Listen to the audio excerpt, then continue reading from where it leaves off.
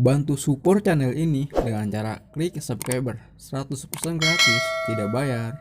Oke guys, terima kasih. Mari membaca.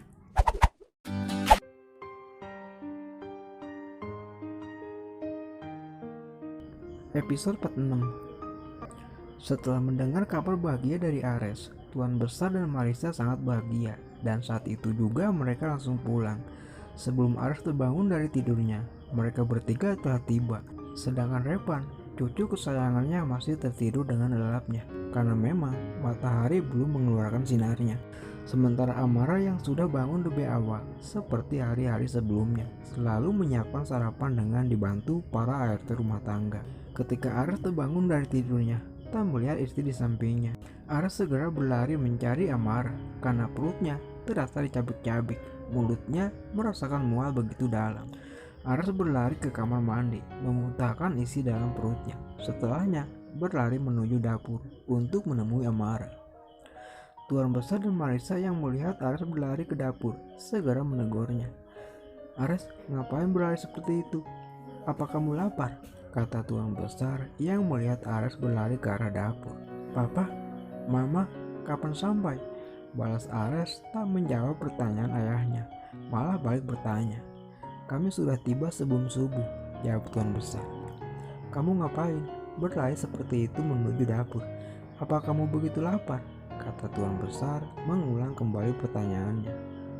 "Enggak, Pak, bukannya lapar, tapi perutku.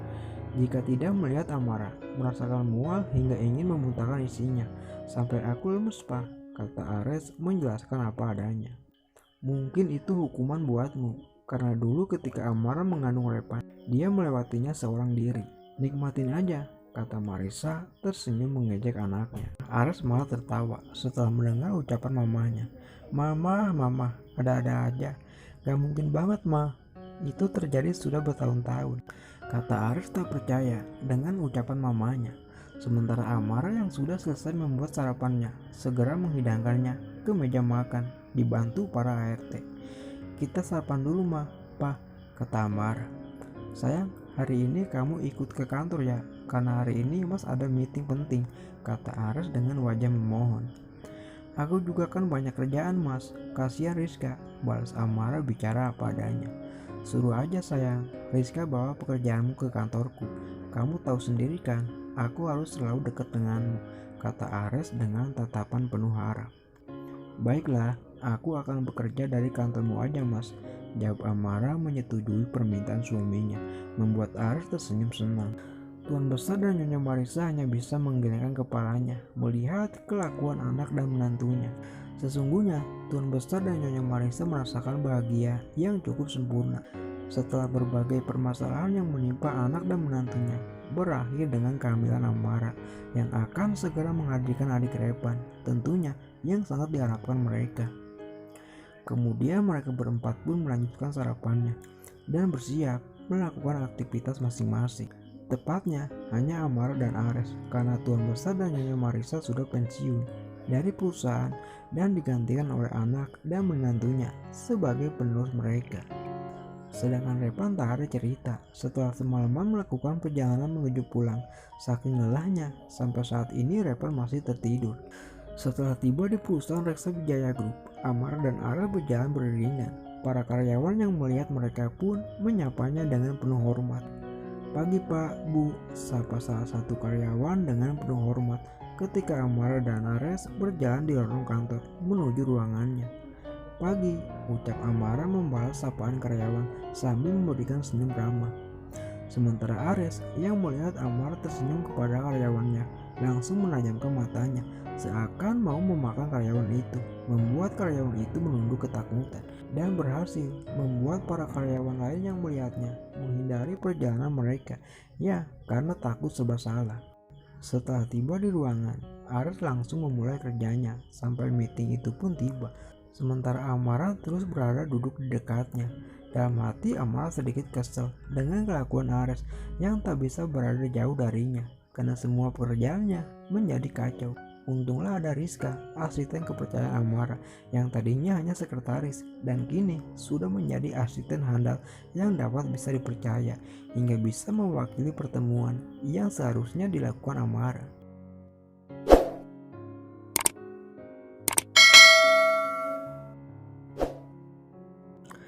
Jam terus berputar, hari demi hari berganti bulan.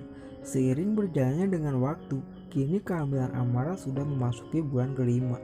Amara bisa bernapas dengan lega dan kembali memulai aktivitas secara biasanya. Namun semua itu tak dapat bertahan lama karena menghadapi sikap Ares yang semakin hari semakin menjadi. Ares tak mau jika Amara berbicara pada laki-laki lain terkecuali ayahnya.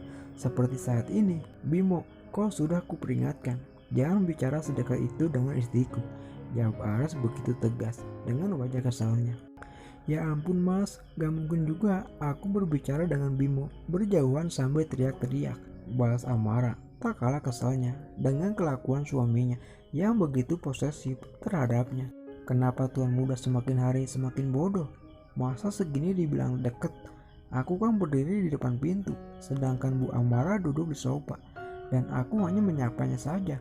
Apa mungkin pengaruh dari kehamilan Ibu Amara hingga tuan tak dapat membedakan jarak? Batin Bimo begitu kesal dengan bosnya. Sayang, bisa gak sih kamu jangan berbicara dengan laki-laki? Hatiku begitu sakit sayang jika melihatmu berbicara dengan laki-laki lain, kata Ares begitu lebay karena memegang dadanya setelah mengucapkan kata hati. Bimo yang mendengar perkataan Ares pun ingin sangat tertawa mengejeknya, tapi Bimo tahan karena tak berani. Tapi saking gak kuatnya Bimo menahan tawa, sampai tawanya pun menyamar menjadi batuk berkali-kali, dan itu terdengar di telinga Ares, membuat Ares mengalihkan pandangannya ke arah Bimo dengan tatapan tajam. Kau sedang mengejekku Bim, kata Ares yang mencurigai batuk Bimo yang terdengar tidak wajar dengan suara dinginnya. Tidak tuan, Ketika Bimo ingin membalas perkataan Ares, Amara langsung memotong pembicaraannya agar Ares tak terus-terusan menyalahkan Bimo karena saat ini Bimo terpojokan tak dapat menjawab.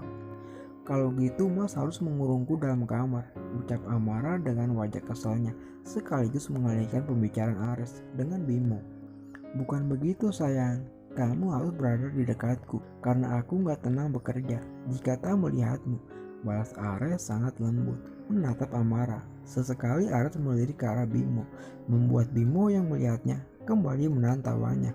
Karena gak kuat menahan tawa, Bimo menyamarkan tawanya dengan tersenyum kagum. Kenapa tersenyum?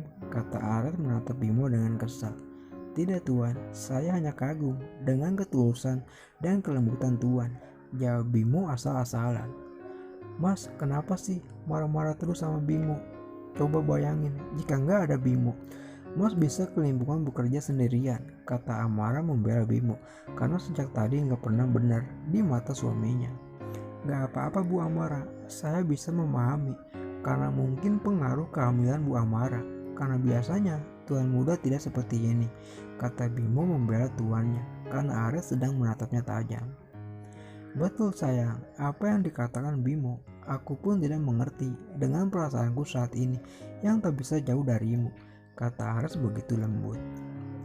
Amara hanya bisa terdiam, kemudian menarik napas dan membuangnya seakan pasrah setelah melihat kelakuan bos dan arsiteknya sama saja, tak ada bedanya. Pantas saja Bimo betah menjadi asisten Ares. Ternyata bukan hanya gajinya saja yang besar, tetapi mereka bisa saling memaklumi. Andaikan saja Bimo seorang wanita, pasti mereka sangat cocok, batin Amara masih dengan wajah keselnya. Sayang, kenapa kau diam seperti itu? Jangan katakan kalau kamu cemburu kepada Bimo, kata Ares tetap dengan suara lembutnya. Ya ampun mas, kenapa semakin hari otakmu semakin tidak waras saja, dumel Amara yang membuat Bimo tertawa terbahak-bahak begitu lepas. Maaf tuan, bukan seperti yang tuan pikirkan, kata Bimo ketika melihat Ares akan marah padanya. Ambil semua berkas ini dan cepat keluar, perintah Ares sangat marah sambil menyerukan berkas yang sudah ditandatangani. Bimo mengambil berkas dari tangan Ares, kemudian segera keluar dari ruangan itu. Bimo, tunggu, kata Ares ketika Bimo sudah berada di depan pintu. Sayang, apa kamu sudah lapar? Tanya Ares kepada Amara. Ya iya mas, ini udah jamnya makan siang, apalagi aku yang berbadan 2, kata Amara membuat Ares langsung memerintahkan Bimo agar secepatnya membeli makan siangnya. Tanpa menunggu waktu lama lagi, Bimo segera keluar dari ruangan bosnya, membawa berkas dan kemudian menyuruh Obe untuk mengantarkan makanan yang dipesan bosnya. Bimo tak mau kembali ke ruangan yang membuatnya stres setengah gila. Setelah jelang beberapa menit, makanan yang dipesan Ares pun datang, diantar oleh 2 OB perusahaan, dan OB itu segera menghidangkannya di meja ruangan Ares yang memang sudah dikhususkan. Dan kini Amara beserta suami yang memang sudah sangat lapar segera memulai makan siangnya. "Sayang, mau nggak suapin aku?" kata Ares dengan manjanya. Iya mas," jawab Amara singkat. "Gak tahu kenapa sayang, tiba-tiba aku mau makan dari tangan kamu. Mungkin bawaan dari kehamilanmu sayang," kata Ares yang selalu membawa kehamilan istrinya sebagai alasan. "Kenapa semakin hari semakin manja aja mas Ares? Apa mungkin pengaruh bayi yang ada di rahimku?" batin Amara sambil memandang suaminya yang sedang tersenyum ke arahnya. "Mas makan yang banyak ya." Kemudian Amara menyuapi Ares berkali-kali dan selanjutnya, "Mas, aku dulu ya. Kasihan baby kita, pasti dia juga lapar. Butuh asupan makanan agar staminanya tetap terjaga," kata Amara sambil memegang perutnya yang sudah terlihat membesar. Kemudian Amara melanjutkan makannya dengan lahapnya. Sementara Ares yang mendengar kata stamina keluar dari bibir Amara membuat aset pribadinya bangun menegah. "Sayang, bukan cuma baby kita aja yang butuh stamina. Aku juga butuh sayang," ucap Ares sambil memandangi bibir Amara yang sedang mengunyah makanan. Di mata Ares hal itu terlihat seksi dan begitu menggoda, membuat aset pribadinya semakin menegak dan ingin meloncat. Untunglah penjagaannya dibeli begitu mahal hingga dapat menahannya. "Sayang, cepat habiskan makanannya. Kita istirahat saja. Gak tahu kenapa, Mas mendadak sangat lelah. Butuh sesuatu yang bisa mengembalikan stamina," lanjut Ares dengan tangan meraba gunung Amara. "Jangan bilang bawaan bayi mas," ucap Amara setelah hampir selesai makan siangnya. "Gak tahu sayang, setelah kamu katakan stamina membuat Mas mendadak lemes," jawab Ares dengan wajah lesu, tak sebanding dengan tangannya yang begitu lincah memainkan gunung Amara. "Lemes sih lemes mas, tapi tangannya gak begitu juga kali," kata Amara melepaskan tangan Ares yang sedang bermain asik di gunungnya. Kemudian Ares berdiri dan berjalan ke kamar mandi untuk mencuci tangannya, sementara Amara yang baru selesai makannya segera membersihkan bekas makanannya dan suaminya. Setelah Ares keluar dari kamar mandi, Amara sudah duduk di sofa memainkan ponselnya. "Sayang, ayo temani aku istirahat," kata Ares setelah duduk di sofa samping Amara.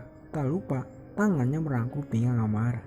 "Tapi hanya istirahat ya mas," jawab Amara. "Ya sayang, mengistirahatkan asetku agar kembali tertidur," jawab Ares sambil tersenyum. Tanpa banyak drama lagi, Ares langsung memangku Amara ke tempat tidur yang berada di ruangan itu, dan mereka pun memulai bercocok tanam, berharap agar buah yang tumbuh di dalam sana sesuai dengan yang mereka harapkan.